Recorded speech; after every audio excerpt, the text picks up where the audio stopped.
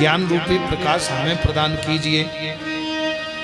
इस प्रकार भगवान श्री हरि के चरणों में वंदन किया तो श्री रोमहर्षण पुत्र उग्र श्रवा, रोमहर्षण के पुत्र ही श्री सूत जी महाराज जिन्होंने भागवत कथा पूर्ण श्रवण कराई। सतयुग की बात, नैमिषारण्य क्षेत्र में भगवान की कथा हुई। अब किसी ने विचार किया कि नैमिषारण्य में ही क्यों हुई, भगवान की कथा वृंदावन में होती, हरिद्वार होती, अयोध्या जी होती, नैमिषारण्य में क्यों?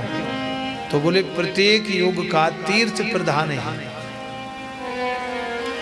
सतयुग का तीर्थ है नैमिषारण्य और त्रेता का तीर्थ है तीर्थराज पुष्कर और द्वापर का तीर्थ है कुरुक्षेत्र। भगवान श्री कृष्ण बंधु बांधवों के साथ द्वारिकापुरी से कुरुक्षेत्र आए थे सूर्य ग्रहण के अवसर पे।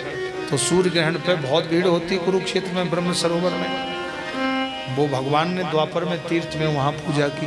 तो द्वापर का तीर्थ है कुरुक्षेत्र और त्रेता का तीर्थ है हरिद्वार वृंदावन।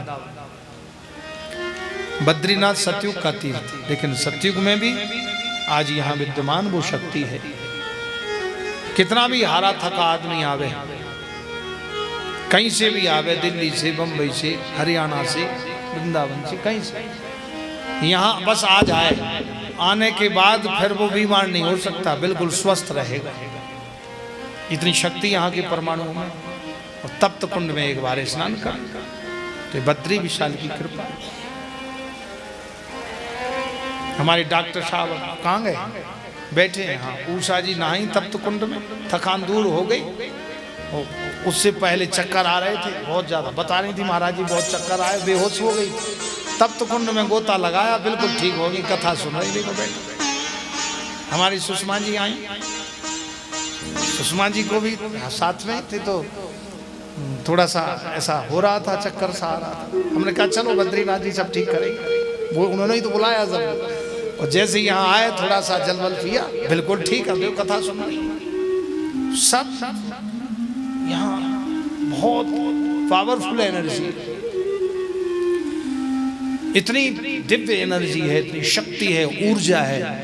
यहाँ बैठ के आप एक माला जपो, 1000 माला के बराबर शक्ति मिल जाती है।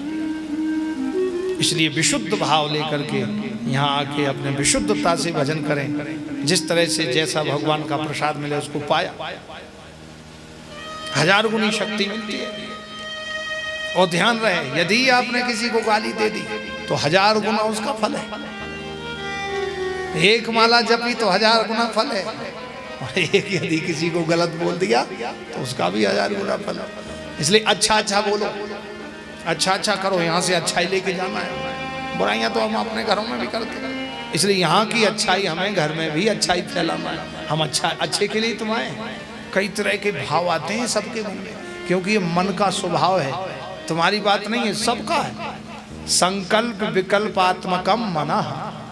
भगवान श्री कृष्ण से अर्जुन ने यही तो बात कही थी। भगवान ने कहा अर्जुन तुम मेरा भजन करो, तस्मात् सर्वेषु कालेषु मां मनुस्मरेयुध्य च, सभी कालों में मेरा स्मरण करो। मय्यर्पित मनोबुद्धि, मुझ में ही अब बुद्धि को लगाओ और मन को लगा लो। मनोबुद्धि मां में वैश्य संशय। अर्जुन बोले महाराज हम भजन तो करना चाहते हैं, आपका ही भजन करना चाहते हैं, लेकिन ये मन बड़ा चंचल है, भजन होता ही नहीं, इसलिए मैं क्या करूं? चंचलम ही मना कृष्ण। भगवान हंसे, मुस्कुराए और भगवान कहने लगे हे अर्जुन, ये चंचल मन तीव्रता से जहां से पानी का बहाव हो, उस पानी को मोड़ दो तो वहीं मुड़ के ही जाएगा। तो ये मन का बहाव तीव्र है, इसको जहां मोड़ दो वहीं लग जाता है। तो हे अर्जुन तुम मुझे जपो। कैसे? बोले अभ्यासेन तु कौन्तेय वैराग्येण च गृह्यता। बोले अभ्यास और वैराग्य के द्वारा इसको आप मोड़ दो। तो अभ्यास वैराग्य क्या है? आपका नियम है कि हमें इतने बजे भजन करना है तो कर दो। आप यात्रा में चल रहे हैं तो वहां आपके पास पानी नहीं, बाथरूम नहीं नहाने के लिए, तो मानसिक नहा लो, गाड़ी चलती रहे। मानसिक आप अपने आप बाथरूम में पहुंच गए, नहा लिया, कपड़े पहन लिए और मानसिक ही पूजा रूम में आ गए, मंदिर में अपने सामने तुमको दिखाई देगा सब, और मानसिक ही आप पूजा करें, वो गाड़ी चलती रहे। आपका जो आप साकार रूप से करते हो वो मानसिक कर लिया तो जो फल साकार का मिल रहा है वो मानसिक का भी प्राप्त हो जाता है।